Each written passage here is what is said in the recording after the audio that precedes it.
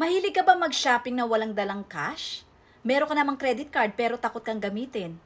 Sa bidyong ito, tatalakayin ko ang advantage at disadvantage kung paano gamitin ang credit card.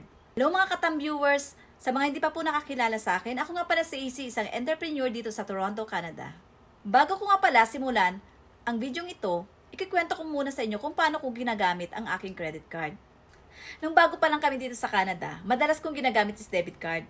Dahil una natatakot ako gamitin ang credit card at wala akong idea. Dahil takot nga ako baka kasi yung interest ba hindi ko mabayaran. Hanggang sa nagsimula ako magnegosyo, kailangan ko nang magbayad through credit card. Dahil nga sa mga supplier ko. One time may nagbayad sa akin at kailangan ko i-deposit sa bangko. Napansin ng teller na madalas ginagamit ko is debit card. So, in-advise niya ako hanggat maaari, dahil nagninegosyo ako, gamitin ko ang visa ko kahit hindi ako nagpo-purchase sa mga supplier ko. Dahil nga daw, para maka-accumulate ako ng mga points na magagamit ko later on sa pagbili ng bahay o di kaya na sasakyan. Sinunod ko naman yung advice niya, kaya naging maganda naman yung credit standing ko. Hanggang sino-offera na nila ako ng malalaking credit line. Dahil nga sa madalas kong ginagamit na yung credit card, hindi ko akalain na talagang meron palang malaking reward points. Dahil nga yung napili ko na bangko is maganda ang kanilang mga privilege. Last year, April 2023, naka-receive kami ng masamang balita na yung tita ko pumanaw na sa LA. Kaya ginawa namin ng ate ko na pagdesisyon na namin na pumunta kami kahit kami lang dalawa sa huling sandali na makita namin siya. At makilala rin namin yung aming mga pinsan at mga kamag-anak sa iba't ibang lugar. At tumawag ako sa aking travel agency. Naalala ko, meron ako palang isang customer na nagtatrabaho before sa bangko kung saan yun ang gamit ko. Ang sabi niya sa akin, sis, pwede mong gamitin yung reward points mo sa travel. Kaya kinausap ko yung aking travel agency kung pwede niyang gamitin yun. So, tuwan-tuwa naman ako dahil nga sa points ko na yun, sa na-accumulate ko na points, nagamit ko siya round trip ticket going to LA. At yun na nga, ako ng funeral ng tita ko at nakita ko yung mga iba't ibang pinsan ko at nakapag-banding din kami ng uncle ko bago kami umuwi dito sa Toronto. Kaya talaga ang naitulong sa akin ng credit card kasi nalibre ko yung aking travel papuntang LA at wala akong ginastos. Heto nga pala ang mga ilang advantage at disadvantage ng paggamit ng credit card. Una, very convenient siya. Hindi mo na kailangan poproblemahin ang cash na dala-dala mo pag pumunta ka ng mall. Lalo na kung gamit mo is yung cellphone na pwede mo na siyang store sa cellphone. At least pwede mo siyang itap lang, napakadali. Interest-free days. Kung mababayaran mo yung remaining balance mo before the statement period, pwede ka nilang bigyan ng reward na walang interest o di kaya sa mababang interest sa mga susunod mo na set period. Pangatlo, pwede mo siyang gamitin sa iba't ibang currency.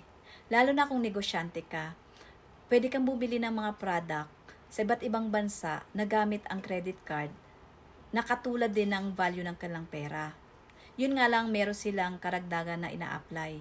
Kadalasan ginagamit ito sa mga online store. Pang-apat, emergency reliable. Ang pagkakaroon kasi ng credit card ay talagang mabisang financial safeguard.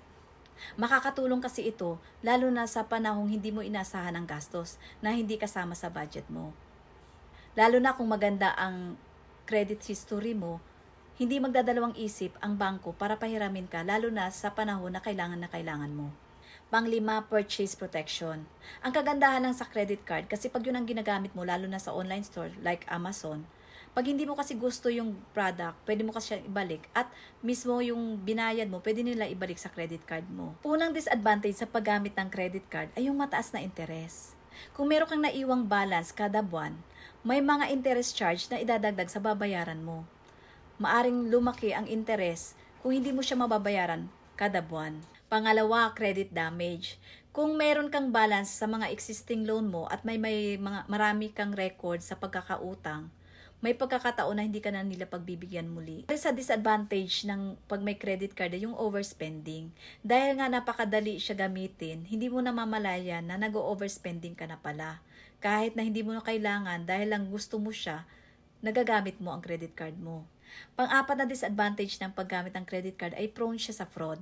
Dahil nga mostly ngayon is more on tapping na, maraming scammer ang gumagamit na ng ating mga credit card. Kaya dapat ugaliin natin na lagi natin i-check araw-araw yung ating mga transaction, lalo na pag ginagamit natin yung credit card. Ang pinaniniwalaan ko, malaki talaga ang naitutulong ng credit card, lalo na sa ating mga negosyante. Kung may maganda kasing credit history, malaki ang may offer sa'yo ng bangko para lalo mo pang mapalago ang negosyo mo. Ang kalaban lang natin dito ay ang tamang paggamit ng credit card. Kaya tandaan, ang sobra ay masama.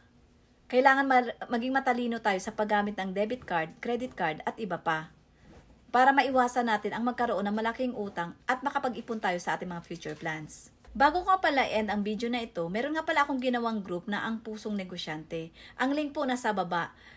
Kung gusto nyo pong mag-join, lalo na sa mga negosyante na nagsisimula pa lang, open po ang aking group, baka makatulong ako sa maliit na paraan. Kung nagustuhan nyo ang video na ito, pwede po ba makahingi ng favor? Pwede po pakiclick ng heart o di kaya mag-comment kayo dyan sa box. Kung interesado naman kayo sa mga online business, mag-comment na rin kayo dyan, baka matulungan ko kayo. Kung nakakaalam, pwede nyo pong bisitahin ang aking business page na Tag & Co. Tandaan, pag may pangarap ka, tuloy mo lang, walang sukuan, laban lang. Maraming salamat and God bless.